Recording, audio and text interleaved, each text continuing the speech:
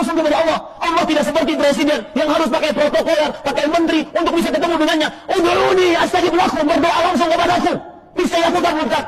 Maka ini tawasul syirik. Kenapa jemaah sekalian? Karena doa itu ibadah. Ibadah tidak boleh dipersembahkan kecuali hanya untuk Allah. Tawasul kepada orang yang telah mati, minta syafaat kepada yang mati, baik kepada nabi, wali, itu syirik. Meskipun kita tetap meminta kepada Allah, tetapi etikanya secara bahasa pergaulan, bahkan ini makhluk yang nggak terlihat, Nabi tetap memerintahkan, ya ibadallah, wahai hambanya Allah.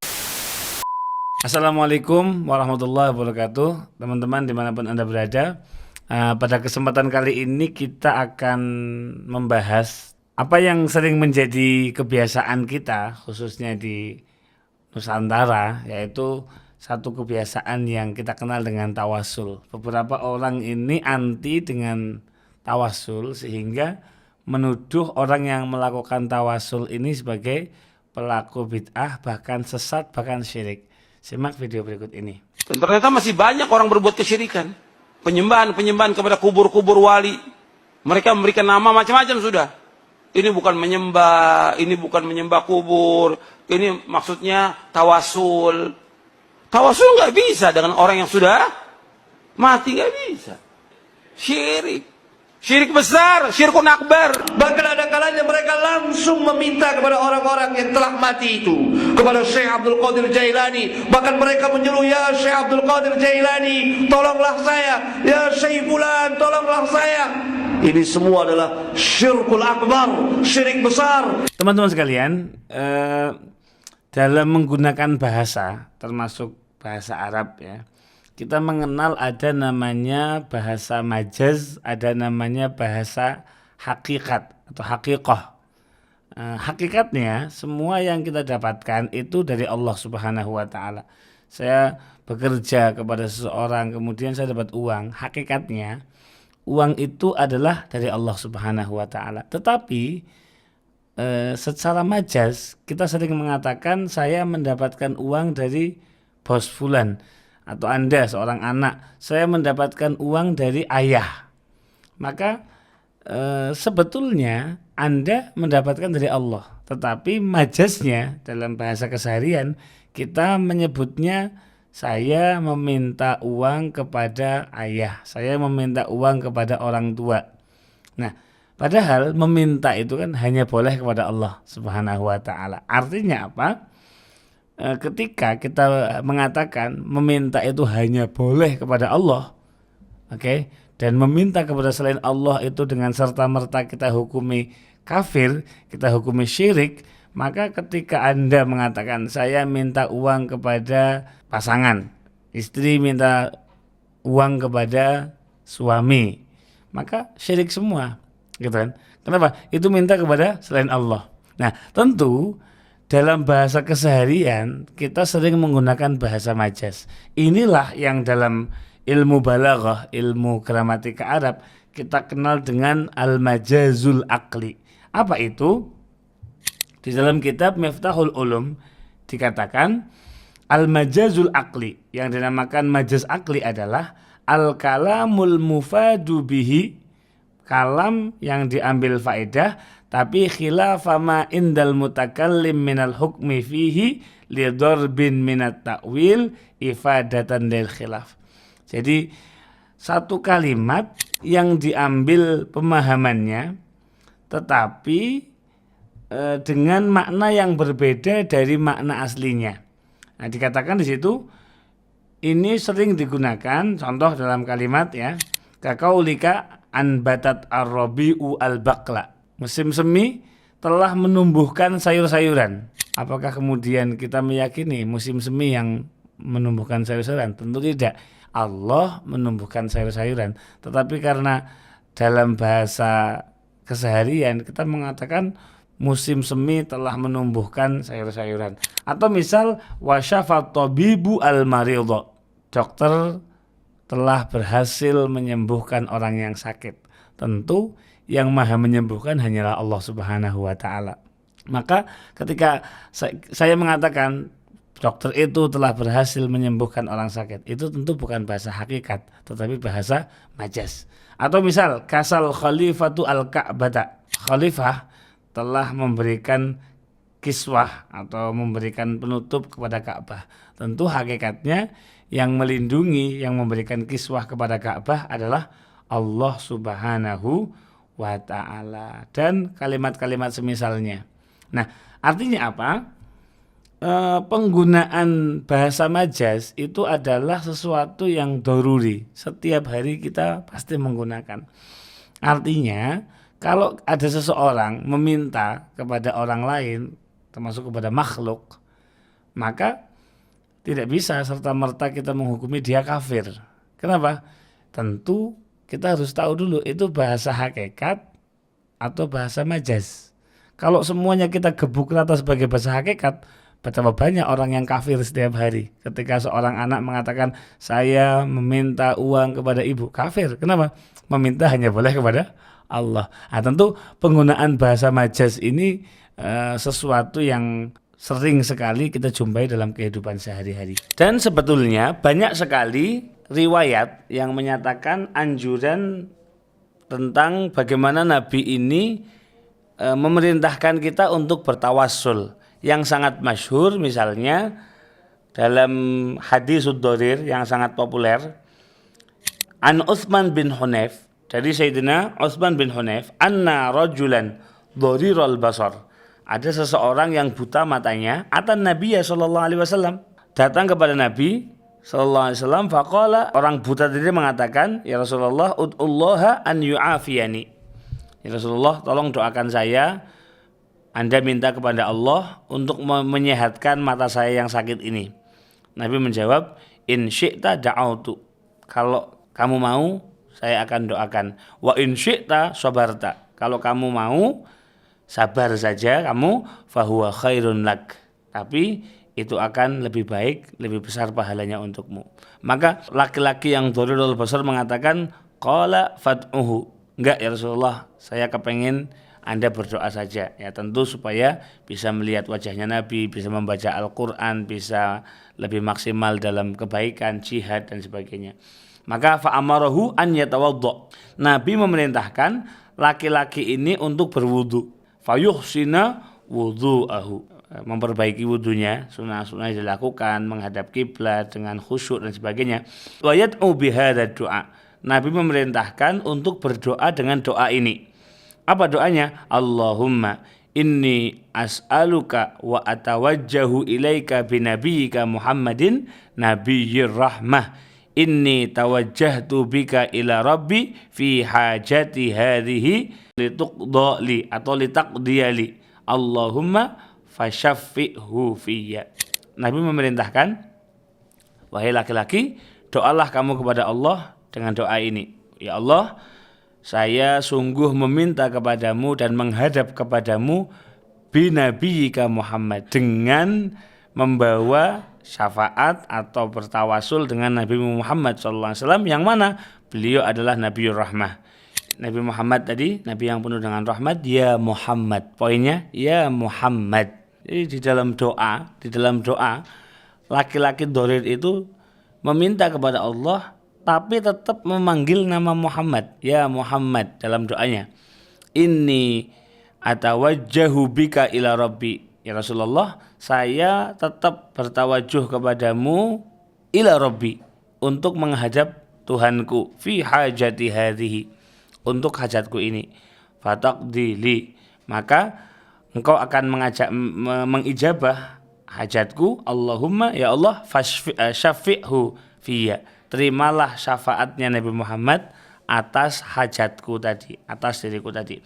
Nah, hadis ini banyak sekali diriwayatkan oleh para a'immatul ahadis, di antaranya di Al-Imam Ahmad nomor hadis 16.604, begitu juga Al-Imam An-Nasai dalam kitab A'malul Yaum wa Lailah nomor hadis 659, begitu juga Al-Imam Tirmidzi nomor hadis 3578, Al-Imam Hakim juga meriwayatkan dalam kitab Al-Mustadrak, dan Al-Imam Tabrani dalam kitab Al-Kabir. Menariknya, hadis ini juga disahihkan oleh Al-Imam atau Syekh yang sering digunakan oleh teman-teman dari Salafi, yaitu Syekh Albani. Kitabnya Syekh Albani yang berjudul At-Tawassul Anwa'uhu wa Ahkamuhu halaman 75 dan 76.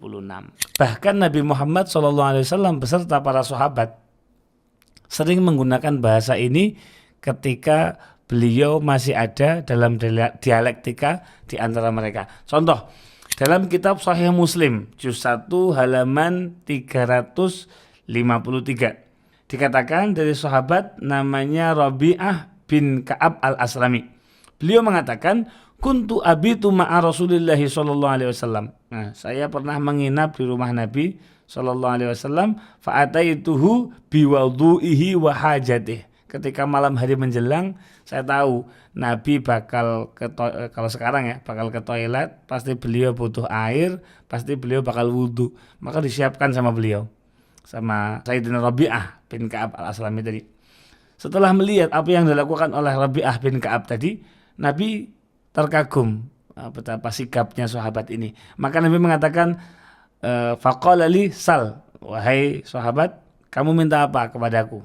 Maka kata Rabi'ah bin Ka'ab al-Aslami, as'aluka murafaqataka fil jannah. Ya Rasulullah, ini poinnya, aku meminta kepadamu untuk bisa bersamamu di surga. Lihat, aku meminta kepadamu untuk bisa bersamamu di surga. Jadi sahabat ini meminta kepada Rasulullah. Apakah sahabat ini kita hukumi kafir? Ya tidak. Kenapa? Tentu ini adalah bahasa majas. Mintanya tetap kepada Allah, tetapi dengan bahasa majas. Saya meminta kepadamu ya Allah, untuk supaya saya bisa bersamamu di surga. Maka apa kata Nabi? Maka Nabi mengatakan, fa'ainni ala nafsika bikasrati sujud. Maka tolonglah aku, bantulah aku, wahai Rabi'ah bin Ka'ab, dengan kamu memperbanyak sujud. Tawasul yang syirik adalah orang yang berdoa kepada selain Allah, kepada orang-orang saleh, kepada para wali, apakah dengan harapan doanya diteruskan kepada Allah atau orang saleh itu yang mengabulkan hajatnya. Maka ini tawasul syirik. Kenapa jemaah sekalian? Karena doa itu ibadah. Ibadah tidak boleh dipersembahkan kecuali hanya untuk Allah. Dan Allah tidak pernah sekalipun mengatakan berdoalah kepada Nabi, kepada para wali, orang soleh ataupun malaikat, nanti mereka akan teruskan doa kalian kepadaku. Tidak pernah. Yang Allah katakan adalah dalam surat Ghafir ayat ke-60, ud'uni astajib lakum. Berdoalah kepadaku, niscaya akan aku kabulkan. Dengan redaksi yang sama, misal dalam Al-Mu'jamul Kabir lil Imam Tabrani, ada di juz 2 halaman 351. Dikatakan di situ an Jabir bin Samurah qala, beliau menceritakan kana syabun yakhdumun nabiyya sallallahu alaihi wasallam wa yukhifu fi hawaiji. Ada seorang pemuda melayani Nabi sehari-hari, membantu meringankan hajat-hajatnya beliau. Maka Nabi mengatakan, salni hajatan, mintalah kepadaku, kata Nabi, mintalah kepadaku satu hajat. Faqala ud'ullaha ta'ala li bil jannah. Maka pemuda itu mengatakan, ya Rasulullah, berdoalah kepada Allah supaya aku masuk surga. Maka farafa'a ra'sahu fatanafas. Nabi menghela nafas sebentar sembari mengatakan, na'am, iya, walakin a'inni bikasrati sujud. Tapi bantulah aku supaya kamu bisa masuk surga dengan cara memperbanyak sujud. Artinya apa?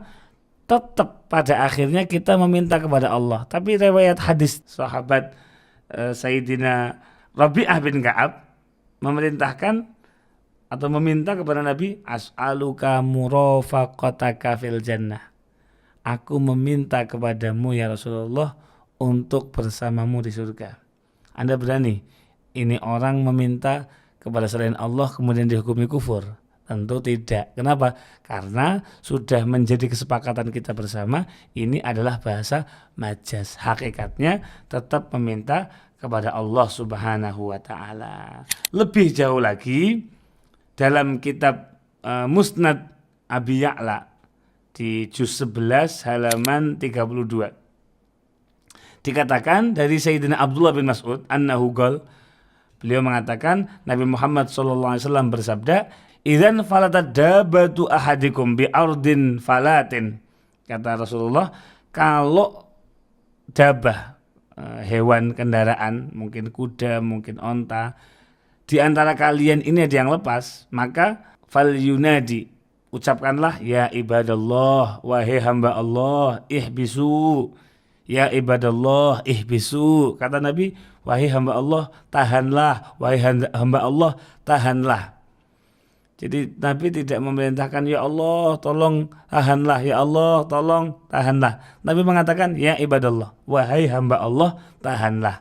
Apa kata Nabi? Fa inna lillahi, maka Allah ini memiliki hadiran fil ardi sayah bisuhu.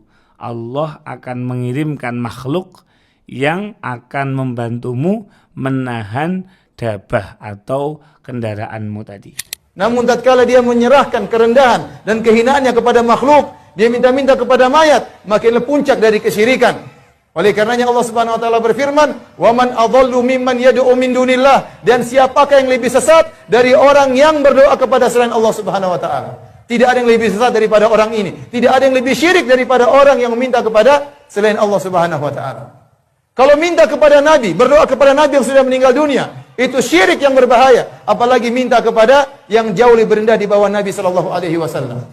Secara khusus mengenai tawasul dengan makam Nabi Muhammad sallallahu alaihi wasallam, Al-Imam Ad-Darimi dalam kitab beliau Musnad Ad-Darimi, beliau menceritakan atau meriwayatkan satu hadis, bisa dilihat di juz 1 halaman 56, ketika beliau menceritakan tentang ma akramallahu ta'ala nabiyahu ba'da mautih, apa yang telah Allah muliakan kepada Nabi sallallahu alaihi wasallam setelah beliau wafat. Diceritakan kuhita ahlul Madinah qahtan syadidan. Di saat itu terjadi paceklik ya di Madinah dengan paceklik yang sangat dahsyat. Fasyakau ila Aisyah. Maka para sahabat mengadu tentang kemarau ini kepada Ibunda Aisyah radhiyallahu anha. Faqalat, maka Ibunda Aisyah mengatakan, unzuru kuburan Nabi sallallahu alaihi wasallam, datanglah kepada kuburan Nabi, faj'alu minhu kuwan ila sama, maka carilah lubang di situ yang langsung tembus ke langit, hatta la yakuna bainahu wa bainas sama saqfun, yang mana dari situ tidak ada atapnya melainkan langsung tembus ke langit. Maka fafa'alu, sahabat ini langsung melakukan berkunjung ke makam Nabi, famutiru mautoran, maka langsung terjadi hujan, hatta nabata al-ashbu, maka rumput-rumput bertumbuhan, wasaminat al-ibilu, onta-onta gemuk tumbuh subur, hatta tafattaqat minasyaham, sehingga tubuhnya ini terpenuhi dengan lemak, ini gemuk. Maka fasummiya amal fatak, tahun itu dinamakan dengan amal fatak. Nah, hadis ini diriwayatkan oleh Abul Jauza Aus bin Abdullah Al-Azdi. Dikatakan dalam kitab Al-Mausu'ah Al-Hadisiyah, dikatakan al-muhaddis dari hadis ini adalah Al-Imam Ibnu Hajar Al-Asqalani. Jadi hadis tadi Al-Imam Ad-Darimi dikomentari bahwa hadis ini juga tarjih, dikomentari oleh Ibnu Hajar Al-Asqalani, dan dikatakan khulasatu hukmil muhaddis, gimana hasilnya? Maka hasanun, statusnya adalah hasan, sebagaimana di catatan kaki dari kitab tersebut dikatakan rijaluhu thiqatun, periwayatnya adalah orang-orang yang terpercaya. Oke. Kemudian kalau dikatakan itu adalah khusus kepada Nabi, tidak. Kenapa? Dalam hadis yang lain kita juga melihat bahwasanya ketika terjadi paceklik, ketika terjadi kesulitan, kekurangan, di dalam kitab Bukhari misal, Sahihul Bukhari, Kitabul Istisqa ya, kita sering mendengar bahwasanya anna Umar ibnul Khattab, bahwasanya Sayyidina Umar ibnul Khattab kan beliau idza qahatu, ketika terjadi paceklik, istasqa bil Abbas bin Abdul Muthalib. Istisqa, meminta hujan dengan, bukan dengan Nabi, tetapi dengan Sayyidina Abbas bin Abdul Muthalib. Nah, beliau mengatakan, Sayyidina Umar, Allahumma, ya Allah, inna kunna natawassalu ilaika binabiyyika fataskina. Dulu kami bertawasul meminta hujan dengan Nabi Muhammad SAW, kemudian kami diberi hujan. Engkau memberikan hujan yang berlimpah kepada kami. Wa inna, sungguh ya Allah, inna natawassalu ilaika bi ammi nabiyina, dengan paman dari nabimu, jadi dengan Sayyidina Abbas. Maka faskina, ya Allah, maka sebagaimana dulu kami bertawasul dengan Nabi, kemudian engkau berikan hujan, maka sekarang kami bertawasul dengan pamannya Nabi, Sayyidina Abbas tadi, maka berikanlah hujan ya Allah. Maka qala fa yusqauna, para ahli Madinah saat itu juga diberikan hujan. Kita bisa lihat di riwayat Al-Imamul Bukhari dalam bab Kitabul Istisqa. Artinya tawasul ini tidak khusus kepada Nabi saja. Jadi tawasul ini secara khusus dicontohkan kepada Nabi, tetapi juga dicontohkan kepada pamannya Nabi, bukan Nabi Shallallahu Alaihi Wasallam. Wahai orang-orang yang masih mengagungkan orang-orang yang sedang dikubur, mereka orang saleh, tetapi mereka kan sudah meninggal. Kenapa tidak minta langsung kepada Allah? Allah tidak seperti presiden yang harus pakai protokoler, pakai menteri untuk bisa ketemu dengannya. Ud'uni astajib lakum, berdoa langsung kepadaku. Bisa ya putar-putar. Saya aneh kadang-kadang sebagian orang lebih percaya perkataan manusia dibandingkan firman Allah. Itu firman Allah. Allah mau berfirman seperti itu. Di dalam kitab Al-Mu'jamul Kabir di juz 17 halaman 117 dikatakan an Utbah bin Ghazwan, ya, anin Nabi sallallahu alaihi wasallam qol, beliau bersabda, idza adalla ahadukum syai'an, kalau kalian kehilangan sesuatu, au arada ahadukum aunan, kemudian kalian membutuhkan pertolongan, wa huwa bi ardin laisa biha anisun, di tempat tersebut kamu enggak punya teman, falyaqul, maka ucapkanlah, ya ibadallah, wahai kekasih Allah, wahai hamba Allah, aghisuni, tolonglah aku, ya ibadallah, aghisuni, tolonglah aku. Nah, Nabi sampai mengucapkan 2 kali, ya ibadallah aghisuni, ya ibadallah aghisuni, wahai hamba Allah, tolonglah aku, wahai hamba Allah, tolonglah aku. Fa inna lillahi ibadan la narahum, kata Nabi, Allah itu punya hamba-hamba yang kita tidak bisa melihat mereka. Artinya apa? Nabi menyuruh kita tidak langsung ya Allah atau Allahumma gitu, tapi ya ibadallah, wahai hamba Allah, tolonglah aku. Apakah Anda berani menuduh bahwa Nabi mengajarkan kita untuk meminta kepada selain Allah? Tentu tidak. Ini yang dimaksud oleh Nabi adalah dengan bahasa majaz. Artinya apa? Meskipun kita tetap meminta kepada Allah, tetapi etikanya secara bahasa pergaulan, bahkan ini makhluk yang nggak terlihat, Nabi tetap memerintahkan ya ibadallah, wahai hambanya Allah. Nah, tentu kalau kita pakai pendekatan meminta kepada selain Allah itu langsung kita hukumi musyrik, secara tidak langsung Anda menuduh Nabi mengajarkan kesyirikan, seperti itu.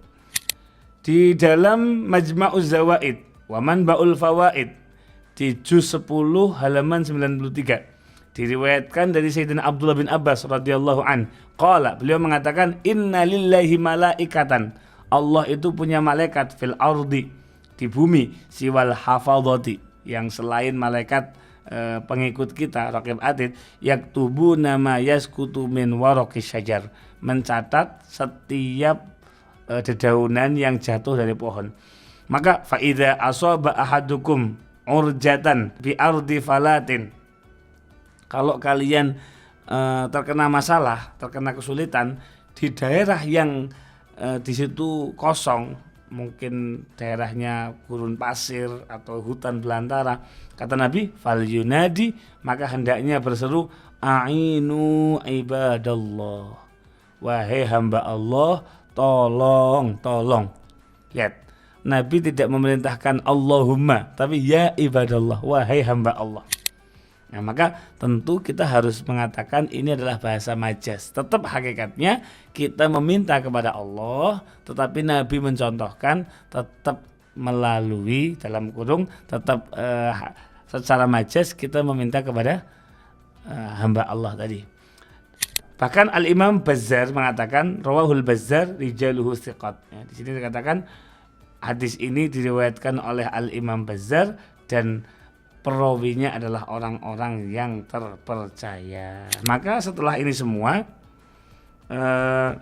kita bisa menyimpulkan bahwasanya ketika seseorang meminta tawasul, ya, mungkin meminta kepada orang yang lebih tua tadi, seperti sahabat meminta kepada Nabi, itu tidak serta-merta kita hukumi musyrik ataupun kafir, karena bahasa yang digunakan adalah bahasa majas. Mungkin itulah juga yang digunakan oleh teman-teman yang biasanya ziarah ke kuburan, kemudian bertawasul dengan ahli kubur yang sudah meninggal, yang terkenal dengan kesolehannya. Mereka meminta kepada Allah, tetapi dengan perantara arwah-arwahnya orang soleh tadi, sebagaimana Nabi memerintahkan untuk meminta kepada hamba-hambanya Allah yang tadi disamakan dengan para malaikat dalam hadis-hadis yang sudah kita baca tadi.